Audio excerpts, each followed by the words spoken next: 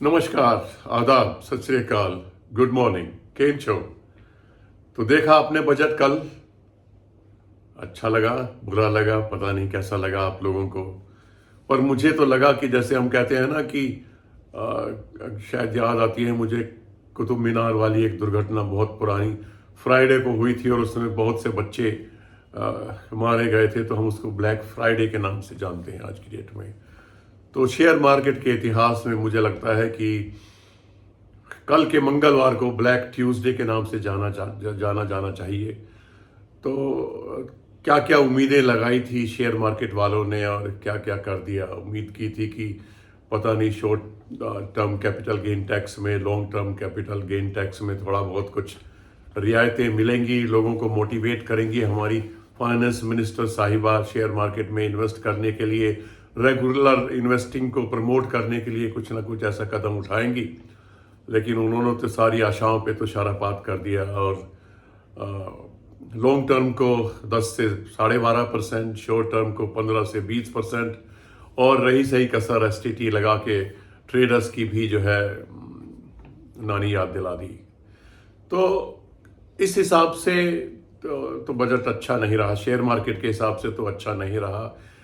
शायद इंटेंशन हमारी finance minister की ट्रेडिंग को थोड़ा बहुत रोकना या उस पर थोड़ा स्टॉप लगाना शायद रहा होगा, लेकिन मुझे नहीं लग रहा इससे कोई फ़र्क पड़ने वाला है। और वैसे भी हमारी एक मानव प्रकृति है कि जब हम शमशान से आकर भी उस बुरे वक्त को भूल जाते हैं, तो ये तो 2% 5% का टैक्स है, इसको भी धीरे धीरे भूल जाएंगे। और मुझे लगता है कि शेयर मार्केट अपना उसी रफ्तार से, उसी गति से धीरे धीरे चलता रहेगा। लेकिन जो भी हुआ वो ठीक नहीं हुआ। पर चलिए देखते हैं क्या आगे होता है। धीरे धीरे सब ठीक हो जाएगा और हम पैसा बनाने की दिशा में और तेजी से बढ़ेंगे। थोड़ा बहुत हो सकता है कि फ़र्क पड़े, थोड़ा बहुत फॉर द टाइम बिंग, लेकिन मुझे नहीं लगता कि ट्रेडर्स पे भी कोई फ़र्क पड़ेगा या एफएनओ पे कुछ फ़र्क पड़ने वाला है। हाँ, ब्रोकिंग फर्म को थोड़ा सा इससे इंसेंटिव मिलेगा और इसलिए आपने देखा भी होगा एंजल वन जैसी कुछ कंपनियां कल थोड़ा अच्छा कर रही थी, जबकि बाकी सब धाराशायी थे। इसके बाद आते हैं पर्सनल इंडिविजुअल इनकम टैक्स के ऊपर। इनकम टैक्स में शायद हमारे फाइनेंस मिनिस्टर ने कोशिश की है कि लोअर इनकम ग्रुप को थोड़ा सा रियायतें दे और उनको छूट मिले ताकि उनके पास पैसा हो, उनको टैक्स कम देना पड़े। तो उसके लिए उन्होंने 3 लाख तक तो फ्री कर ही दिया है, 3 से 7 भी थोड़ा सा घटा दिया है टैक्स को, स्लैब को भी थोड़ा बढ़ा दिया है, 5% है 3 से 7 और 7 से 10 फिर 10% हो जाता है। स्लैब को थोड़ा छोटा कर दिया है चालाकी से, लेकिन चलिए जैसा भी है वो तो है ही। हाँ, नई टैक्स रिजीम को, नई इनकम टैक्स रिजीम जो आई थी अभी 2 साल पहले, उसको थोड़ा सा उन्होंने मीठा बनाया है, स्वीटेंड दैट टैक्स रिजीम। लेकिन नए वाले में, बस पुराने वाले में थोड़ा सा टैक्स स्लैब्स का समझ लीजिए, वो तो कुछ बेनिफिट मिलने वाला नहीं है। हाँ, स्टैंडर्ड डिडक्शन 50,000 से बढ़ाकर 75,000 कर दिया है, तो कुछ पैसा जरूर आएगा लोगों की जेब में। और जो आएगा उसका बेनिफिट एफएमसीजी कंपनी को होगा, क्योंकि लोग करेंगे क्या, ग्रोसरी खरीदेंगे, रोजमर्रा की चीज़ें खरीदेंगे और एफएमसीजी कंपनी को इससे मुनाफा होने वाला है। तो ये तो रहा कुछ डायरेक्ट प्रभाव। इनडायरेक्ट प्रभाव में सबसे बढ़िया मुझे खुश नज़र आए सोने वाले। तो सोने में ड्यूटी घटा दी गई है, जो कि 10% से घटाकर 6% कर दी है, यानी कि 4% की यहाँ पे रियायत दी है। और बुलियन मार्केट के एक सज्जन कह रहे थे कि सोने में 9% का फर्क पड़ेगा। तो उन्होंने बताया कि 9% पड़ेगा टोटल ये, और 5% और ड्यूटी का रिडक्शन का बेनिफिट उसको मिलेगा, बशर्ते कि जीएसटी ना बढ़ाया जाए। यानी ऐसा ना हो जाए कि एक हाथ से तो दिया है मैडम ने और दूसरे हाथ से ले लें। अदरवाइज उन्होंने कहा कि भाई ये सोने खरीदने का बहुत बेहतरीन मौका है, 9% डाउन एकदम से है। तो अगर आप सोना खरीदते हैं या गोल्ड ईटीएफ में लगाते हैं, तो ये 2-4 दिन या वो टाइम बढ़िया रहेगा जब तक कि जीएसटी बढ़ ना जाए। पता नहीं बढ़ेगा कि नहीं बढ़ेगा, लेकिन उन्होंने संभावना जताई कि जीएसटी अगर बढ़ गया तो फिर बात वहीं पे हो जाएगी। और लगता है कि फाइनेंस मिनिस्टर कुछ करेंगी ज़रूर इसमें, क्योंकि पैसा चाहिए सरकार को खर्चों के लिए। सरकार चलानी है, इंफ्रा डेवलप करना है, फैसिलिटीज़, सो कॉल्ड फैसिलिटीज़ को हमारे नागरिकों को देनी है, तो कुछ ना कुछ तो करना ही पड़ेगा। इसके बाद इंसेंटिव बहुत बढ़िया मिला, 1.5 लाख करोड़ का, 1.52 लाख करोड़ का एग्रीकल्चर के लिए। तो किसानों के लिए कुछ अच्छा रहने वाला है बजट। तो हम उम्मीद भी कर रहे थे कि किसानों को तो उनका हक तो बनता है, कुछ ना कुछ मिलना चाहिए। बड़ा प्रदर्शन चल रहा है सालों से, और अभी भी एजिटेशंस साइलेंट है, पर एजिटेशंस तो चल ही रहे हैं स्टेट वाइज, अलग अलग। स्पेशली पंजाब में, पता नहीं पंजाब के लोगों को क्या इंसेंटिव ज़्यादा अलग से चाहिए, देखते हैं क्या होता है। तो वहाँ पे उन्होंने दिया है अच्छा 1.5 लाख करोड़ का बेनिफिट दिया है, और एक किसान कार्ड भी शुरू किया है जिससे किसानों को फ़ायदा होगा। मुझे नहीं पता क्रेडिट कार्ड देने से किसान को क्या फ़ायदा होगा, सिवाय इसके कि वो एक सहूलियत मिल जाएगी, क्रेडिट कार्ड यूज़ करेंगे और वो कर्जे की दलदल में फंसते चले जाएंगे। पर आई डोंट नो इसका और क्या बेनिफिट होता है। क्रेडिट कार्ड अगर आप ढंग से यूज़ ना करें, जितना आपने खर्च किया है 45 या 50 डेज की लिमिट में ना दें, तो इंटरेस्ट कितना भारी होता है ये तो आप सभी जानते हैं। पर हो सकता है कि किसानों का जो क्रेडिट कार्ड है वो 0 इंटरेस्ट वाला हो, तो उनके लिए बेनिफिशियल हो सकता है। तो इस किसान क्रेडिट कार्ड से उनको कुछ फ़ायदा होगा। बाकी जो बूस्ट मिलेगा वो ट्रैक्टर बनाने वाली कंपनियां जैसे महिंद्रा एंड महिंद्रा, एस्कॉर्ट वगैरह को मिलेगा।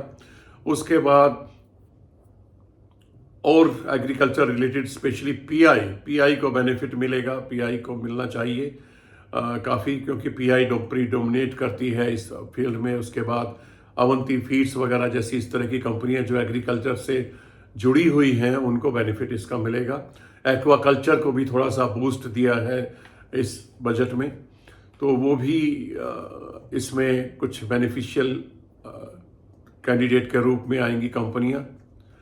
इसके बाद सबसे हैरानी की बात मुझे क्या लगी कल के बजट में, आप भी कहेंगे कि सचमुच हैरानी की बात तो है। गवर्नमेंट का बहुत बड़ा इनकम का सोर्स टोबैको पे टैक्स लगा के होता था। यानी कि जो सिगरेट बनाने वाली कंपनियां हैं जैसे आईटीसी है, गॉडफ्रे फिलिप्स वगैरह है, वीएसटी वगैरह है, तो इन लोगों के ऊपर हैरानी की बात है कोई टैक्स नहीं लगा है। हैरानी है, आई डोंट नो कहीं सप्लीमेंट्री उसमें लग जाए तो मुझे पता नहीं, लेकिन ये तो मज़ेदार बात है कि इनके ऊपर टैक्स नहीं लगा है। और इसीलिए आपने देखा होगा आईटीसी का शेयर कहाँ पहुंच गया, लगभग 500 के करीब पहुंचने वाला है। बड़ी अच्छी खबर है ये उसके लिए तो, कि तंबाकू पे टैक्स नहीं लगा है। इसका मतलब क्या हुआ ये पता नहीं, अनजाने में छूट गया, या गवर्नमेंट चाहती है कि स्मोकिंग कोई बुरी बात नहीं है। हमने लिख तो दिया है smoking is injurious to health, तो वार्निंग तो दे दी है। अब तो पढ़े लिखे लोगों के ऊपर है पिए या ना पिए, तो इसलिए पता नहीं कैसे जाने अनजाने में टोबैको यानी सिगरेट कंपनियां एग्जेम्प्ट हो गई हैं, एग्जेम्प्ट नहीं हुई हैं, टैक्स नहीं लगा है। अदरवाइज हर साल भारी भरकम टैक्स लगता है टोबैको प्रोडक्ट्स के ऊपर। इस बार जश्न मनाना चाहिए मेरे ख्याल से सिगरेट वाली कंपनियों को, अगर कोई और सप्लीमेंट्री अनाउंसमेंट नहीं होती है तो आई होप आप भी मानेंगे इस बात को। और आईटीसी ने तो कल ही मान लिया जब उसका शेयर ऊपर पहुंचा, लगभग 490 को शायद पार किया उसने। इसके बाद एक और अनाउंसमेंट हुई जो कि जियो इंफॉर्मेशन टेक्नोलॉजी के लिए अच्छी रहेगी। जो लैंड रिकॉर्ड से संबंधित एक घोषणा हुई कि 5 करोड़ किसानों का जमीन का रिकॉर्ड ऑनलाइन किया जाएगा। तो इससे जो जीआईएस कंपनियां हैं जैसे मैप माई इंडिया हुआ, एक और है वनेसिस नाम की एक कंपनी है, तो इस तरीके से जो जियोलॉजिकल इंफॉर्मेशन सिस्टम वाली कंपनियां हैं जो इस तरह का काम करती हैं, उनको बेनिफिट मिलेगा, क्योंकि वो ही हेल्पफुल होंगी इस तरह का रिकॉर्ड बना। ये एक अच्छी शुरुआत है। बाहर के देशों में हमेशा आप देखेंगे कि हर एक किसान का एक नंबर होता है, लैंड का हर एकड़ का या हर पोर्शन का, हर सेक्शन का एक नंबर होता है, और उस नंबर के आधार पर ही जाना जाता है कि इस नंबर वाले सेक्शन का मालिक कौन है, यानी कि इस जमीन का मालिक कौन है। ये एक अच्छी शुरुआत है, अपेक्षित थी, काफ़ी दिनों से ये चल रहा था कि कुछ होना चाहिए ऐसा, और फाइनली ये हो गया। इसके बाद रिन्यूएबल एनर्जी में एक नया प्रोजेक्ट अनाउंस किया है उन्होंने एनटीपीसी और बीएचईएल के साथ। उसको नाम दिया है ultra super critical thermal power plant. तो ये एक नई अनाउंसमेंट है जो ये डेडिकेशन गवर्नमेंट का दिखाती है कि हम एनर्जी सेक्टर में कुछ न कुछ आगे करने जा रहे हैं। और एनर्जी सेक्टर पे हमारा स्पेशली अल्टरनेटिव एनर्जी सेक्टर पे, जहाँ पे जो पोल्यूशन को धीरे धीरे कम किया जा सके, ग्रीन एनर्जी की तरफ बढ़ा जा सके, तो इस तरह की जो है अनाउंसमेंट भी हुई है। तो गवर्नमेंट उस तरफ भी जाएगी और उस तरह का प्रोजेक्ट जॉइंट वेंचर है जो कि पीएसयू कंपनीज का ही है, वो अनाउंस हुआ है। और उम्मीद है कि आने वाले समय में हम अपने एनवायरनमेंट को पोल्यूशन फ्री बनाएंगे या बनाने की तरफ कम से कम प्रयासरत तो हैं। We are trying our level best. Government की इंटेंशन तो यही बताती है। तो ये मोटा मोटा बजट का एक कंक्लूजन है, समरी है जो मेरी समझ में आती है। बाकी आपकी समझ में आती है तो आप भी शेयर कीजिएगा मेरे साथ। बाकी जैसा कि मैंने कहा था कि इंफ्रा में स्पेशली एबीबी, सीमेंस, एलएनटी वगैरह का मैंने बोला था डाउनफॉल आएगा, करेक्शन आएगा। कल आया और आज एलएनटी का रिजल्ट आना है। तो मैंने जैसा कि मेरा अनुमान है, मुझे नहीं मालूम क्या होगा, लेकिन मेरा अनुमान है कि आज फिर थोड़ा करेक्शन देखने को मिलेगा। लेकिन क्योंकि एक्सपेक्टेड रिजल्ट नहीं आने वाले हैं, रिजल्ट कमज़ोर रहेंगे, तो इसलिए आप ध्यान रखिएगा। ये मौका होता है धीरे धीरे इकट्ठा करने का। क्योंकि अगर हम ये सोचते रहें कि जब करेक्शन आएगी 5%, 4%, 10% तब खरीदेंगे, वो वक्त आके चला जाता है और हम खरीद नहीं पाते हैं क्योंकि मौका ही नहीं मिलता। कल आपने देखा होगा मार्केट ने एकदम से क्रैश किया। कितने लोगों को पता था कि ये जो क्रैश हो रहा है, ये जो इतनी हैवी करेक्शन एकदम से हुई है, ये आगे कंटिन्यू रहेगी या रिकवरी तुरंत हो जाएगी? बहुत कम लोग होंगे जिन्होंने कल उस क्रैश में खरीदा होगा। मैंने 2-4 शेयर खरीद पाया। मैंने बहुत नीचे नीचे लगा के रखे थे।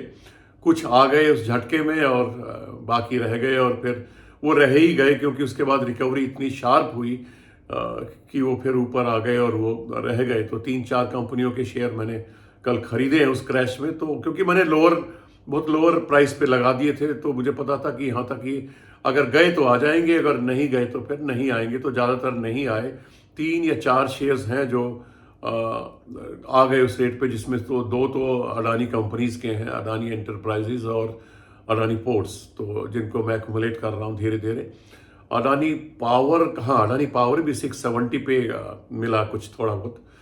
तो क्योंकि अलग अलग रेंज में, अलग अलग ब्रैकेट्स में ऑर्डर्स लगाए हुए थे, तो कुछ आ गए और कुछ नहीं आए। और जो नहीं आए वो फिर नहीं आए क्योंकि वो एकदम से रिकवरी इतनी फास्ट हुई कि वो देखा होगा आपने। फिर एक बार तो ग्रीन में मार्केट पहुंच गया था, कई सौ पॉइंट नीचे, फिर एकदम ग्रीन और फिर फ्लैट बंद हुआ, लगभग 30 पॉइंट्स नेगेटिव बंद हुआ है। तो ये चलता रहता है शेयर मार्केट में। तो मेरा कहने का मतलब इनडायरेक्टली ये है कि अपने खरीदने की धीरे धीरे स्टैगर्ड बाइंग को कंटिन्यू रखिए। ये मत सोचिए कि एकदम करेक्शन आएगा तो हम बल्क में खरीदेंगे। हम जैसे लोगों के पास एकदम से बल्क वाला पैसा बहुत कम लोगों के पास होता है, हम जैसों के पास नहीं होता है। तो अपना धीरे धीरे बाइंग को 1-1, 2-2 करके, 4-4 करके, 5-5 करके, छोटे शेयर हैं तो ज़्यादा करके बढ़ाते रहिए, निवेशित रहिए, पैनिक ना कीजिए। पैसा हमेशा तैयार रखिए, जितना ज़्यादा से ज़्यादा हो सकता है तैयार रखिए। और कर्जे से बचिए, कर्जा ना लीजिए। कर्जा लेके मार्केट में लगाना कोई बुद्धिमत्ता नहीं है, अनलेस अनटिल आप बहुत अनुभवी और स्किलफुल आदमी ना हो तो।